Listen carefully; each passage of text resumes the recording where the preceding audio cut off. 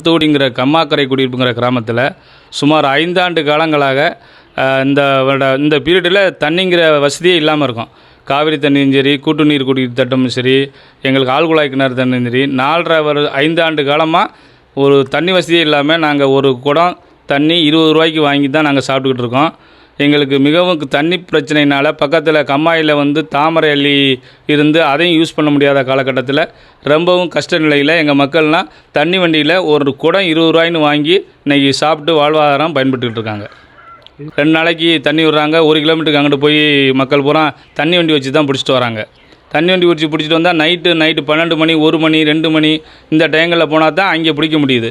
இல்லாட்டினா அங்கே உள்ள இறக்கி உள்ளவங்க பிடிச்சி தண்ணியை அவங்களே யூஸ் பண்ணிக்கிறாங்க. மற்றபடி கீழ்மட்டதார மக்கள் தண்ணிக்கு மிகவும் கஷ்டப்பட்டுக்கிட்டு இருக்காங்க. இப்போ ஒரு சில நாள் வருதுன்னா அது அன்டைமில் விடுறாங்க.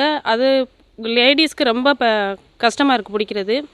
அது பிடிக்கிறது கூட 1 கிலோமீட்டர் 2 கிலோமீட்டர் தூரம் போய் பிடிக்க வேண்டியதாக இருக்குது. அது ஒரு குடம் 2 குடம் அந்தளவுக்கு தான் வருது. குழந்தைங்கள வச்சுருக்க லேடிஸ்லாம் போய் பிடிச்சிட்டு அவங்க குழந்தைங்கள பார்க்குறது ரொம்ப கஷ்டம். அதெல்லாம் நிறைய மனுலாம் கொடுத்துருக்கோம், நிறையா கோரிக்கையெல்லாம் வச்சுருக்கோம். எதுவுமே அந்த கேட்குறதோட சரி, அவ்வளோதான். ஒரு போராட்டம் பண்ணால் அந்த லக்கில் நிற்பாங்க. அதுக்கப்புறம் எந்த ஒரு பெனிஃபிட்டும்